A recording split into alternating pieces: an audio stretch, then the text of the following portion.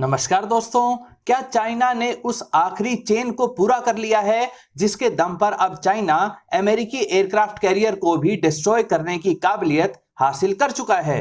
क्या अमेरिकी nuclear powered submarines South China Sea में ऑपरेट करने से डरने लगी हैं? इन्हीं सवालों की डिटेल्स जानेंगे इस वीडियो में। नमस्कार दोस्तों, मेरा नाम है अमित और मैं स्वागत करता हूं आपका अमित अपडेट्स चैनल पर। तो चलिए दोस्तों शुरू करते हैं।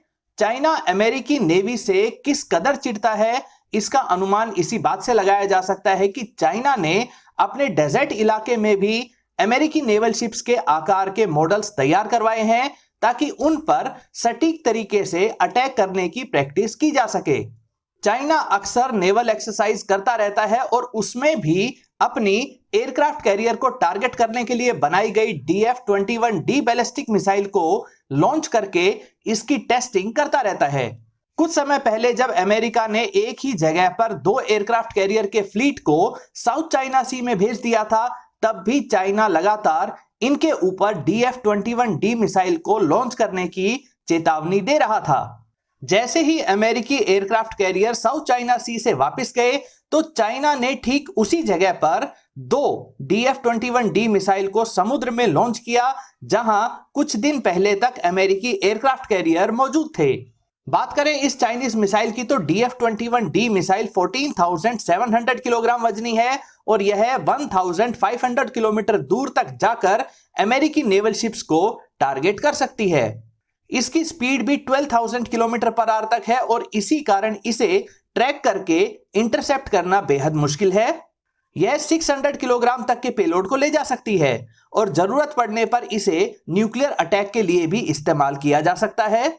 खास बात यह है कि DF-21D मिसाइल को मोबाइल लॉन्चर से कहीं से भी लॉन्च किया जा सकता है, इसलिए इसको लगातार ट्रैक कर पाना आसान काम नहीं है। लेकिन DF-21D से अमेरिकी एयरक्राफ्ट कैरियर को टारगेट कर पाने में चाइना को काफी समस्याएं आ रही थी। समुद्र में 50 किलोमीटर पर आवर की स्पीड से लगातार अपनी पोजीशन और डायरेक्शन बदल रहे अमेरिकी एयरक्राफ्ट कैरियर की लोकेशन सैटेलाइट से ट्रैक करके उस जगह पर DF-21D मिसाइल को लॉन्च किया जाता है। फिर हाई एल्टीट्यूड पर लगे रडार्स, समुद्र में मौजूद चाइनीज शिप्स, इनके साथ साथ सैटेलाइट नेविगेशन से यह DF-21D मिसाइल अमेरिकी एयरक्राफ्ट कैरियर तक पहुंचती है। उसके बाद एक लॉन्ग एंड्योरेंस और हाई एल्टीट्यूड ड्रोन इस DF-21D मिसाइल को अमेरिकी नेवल शिप्स की चेंज हो रही लोकेशन के कोऑर्डिनेट्स उपलब्ध करवाता है ताकि बिल्कुल सटीक निशाने पर यह DF-21D मिसाइल जाकर लगे और अमेरिकी नेवल शिप डिस्ट्रॉय हो जाए। इस पूरी किल चेन में यही एक कमजोर कड़ी थी कि चाइना के पास अमेरिकी RQ-9 ग्लोबल हॉक की तरह लॉन्ग रेंज और काफी ऊंचाई से काफी बड़े इलाके की निगरानी करने लायक UAV नहीं था। लेकिन अब इस मामले में भी चाइना ने कामयाबी हासिल कर ली है। उन्होंने WG-7 नाम का इसी तरह का ड्रोन तैयार कर लिया है। WG-7 की बात करें तो पहले इसके विंग्स और टेल विंग्स जुड़े हुए नहीं थे, लेकिन बाद में इन्हें जोड़ दिया गया। इससे इसके फ्लाइट कंट्रोल ज्यादा स्टेबल हो गए हैं। कुछ समय पहले जुहाई एयर शो में भी इसे पब्लिक के सामने प्रदर्शित किया गया था। हालांकि चाइना इसकी टेस्टिंग कई वर्षों से कर रहा था। WG-7 7,000 किलोमीटर की रेंज तक उड़ सकता है और खास बात यह है कि यह लगभग 60,000 फीट तक की ऊंचाई पर उड़ता है। इतनी ऊंचाई पर तो ज्यादातर फाइटर जेट्स भी नहीं उड़ पाते हैं। इतनी ऊंचाई पर उड़ रहे चाइनीज WG-7 को टारगेट करने के लिए काफी पावरफुल एयर डिफेंस सिस्टम की आवश्यकता पड़ती है जो हर अमेरिकी नेवल शिप में मौजूद नहीं होता है। इसलिए अब साफ तौर पर कहा जा सकता है कि इस WG-7 ड्रोन के आ जाने से DF-21D मिसाइल कहीं भी ज्यादा एक्यूरेसी के साथ जाएगी और अब अमेरिकी एयरक्राफ्ट कैरियर को इससे बचा पाना बेहद मुश्किल हो जाएगा। बेहद एडवांस ट्रैकिंग सेंसर के साथ साथ WG-7 ड्रोन खुद भी 700 किलोग्राम तक के वजन की एंटी शिप मिसाइल्स को कैरी कर सकता है। बढ़ते हैं वीडियो के अगले हिस्से में। तो एक रिपोर्ट में कहा गया है कि अमेरिका अपनी सबमरीन्स को साउथ चाइना सी में भेजने से डर रहा है, लेकिन ऐसा क्यों?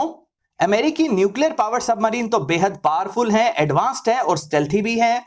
वास्तव में चाइना डिसेप्शन या कहें कि उलझा देने की कला में माहिर हो चुका है। साउथ चाइना सी का इलाका वैसे भी बहुत ही जटिल है, ज्यादातर हिस्से में पानी की गहराई मात्र 100 मीटर तक ही है और कई जगहों पर 4000 मीटर तक की गहराई भी है। ऐसी मुश्किल जगहों पर 12,000 टन से भी ज्यादा वजनी और काफी बड़े आकार की अमेरिकन सबमरीन्स को ऑपरेट करने के लिए 3D सी मैपिंग का सहारा लेना होता है। यह काम ज्यादा अच्छी तरह से स्पेशलाइज्ड शिप ही कर सकते हैं, लेकिन 400 से ज्यादा नेवल शिप्स और हजारों की संख्या में मछली पकड़ने वाले जहाजों के बीच अमेरिका 3D सी मैपिंग वाले जहाजों को साउथ चाइना सी में नहीं भेज पाता है। इसके ठीक उलट चाइना ने यह काम साउथ चाइना सी में काफी अच्छी तरीके से कर रखा है। साथ ही चाइनीज सबमरीन्स आकार में अमेरिकी सबमरीन से छोटी होती हैं, जिनसे उन्हें साउथ चाइना सी के मुश्किल टेरेन में ऑपरेट करने में भी आसानी होती है। डिसेप्शन या उलझाने की बात करें तो चाइना ने साउथ चाइना सी में अमेरिकी सबमरीन्स को ट्रैक करने के लिए बड़ी संख्या में अंडर वाटर ड्रोन लगा रखे हैं। कई सारे आर्टिफिशियल आइलैंड्स भी बना लिए हैं। समुद्र के नीचे सी फ्लोर पर लिसनिंग डिवाइस का पूरा नेटवर्क सेट कर रखा है। जगह जगह पर माइंस के अलावा आर्टिफिशियल बैरियर्स भी लगा रखे हैं। साथ ही बड़ी संख्या में टाइप 056A फ्रिगेट भी ऑपरेट करते हैं, जो एंटी सबमरीन वॉरफेयर कैपेबिलिटी से भी लैस हैं। तो ऐसे में अमेरिकी सबमरीन्स को अनडिटेक्टेड रखना बेहद मुश्किल हो रहा है। लगातार बदल बदल कर उन रूट्स को भी फॉलो करना होता है जिनकी 3D मैपिंग नहीं हो पाई है। ऊपर से चाइना ने सोनार सिस्टम को डिस्टर्ब करने वाले अंडर वाटर जैमर्स भी लगा रखे हैं। इन्हीं में उलझकर अमेरिकी नेवी की एक 12,000 टन वजनी $3 बिलियन की कीमत वाली सी वुल्फ क्लास की fast attack submarine USS Connecticut एक अंडर वाटर ऑब्जेक्ट से टकराकर बुरी तरह से डैमेज हो गई।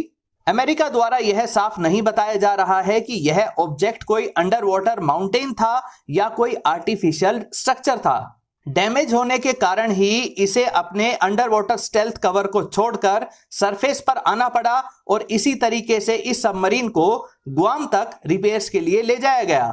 वहीं दूसरी तरफ उम्मीद के मुताबिक ही चाइना ने इस घटना पर खूब बवाल किया और न सिर्फ अमेरिकी टेक्नोलॉजी पर सवाल उठाए, बल्कि इसी बहाने अमेरिका को साउथ चाइना सी से दूर रहने की चेतावनी भी दे दी। अमेरिका ने भी इसे एक इंसल्ट की तरह लिया और इस डैमेज्ड सबमरीन के कैप्टन समेत पूरे कमांड क्रू को नौकरी से निकाल दिया। अब हालात ये हैं कि अमेरिका अपनी न्यूक्लियर पावर्ड सबमरीन को चाइनीज डिसेप्शन से बचाने के लिए साउथ चाइना सी में इन्हें भेजने से झिझक रहा है। इसका सीधा सा मतलब यह होगा कि चाइना ने साउथ चाइना सी में अपनी पकड़ और मजबूत कर ली है। दोस्तों, आपकी राय में क्या चाइना ने साउथ चाइना सी में अमेरिकी नेवी को हराने की ताकत हासिल कर ली है या अभी भी चाइना अमेरिका से काफी पीछे है? अपनी राय कमेंट सेक्शन में जरूर रखें। दोस्तों, उम्मीद करता हूं ये वीडियो आपको पसंद आई होगी। अगर ये वीडियो आपको अच्छी लगे तो इसे लाइक करें, दोस्तों के साथ शेयर करें और चैनल को सब्सक्राइब करना ना भूलें। नमस्कार।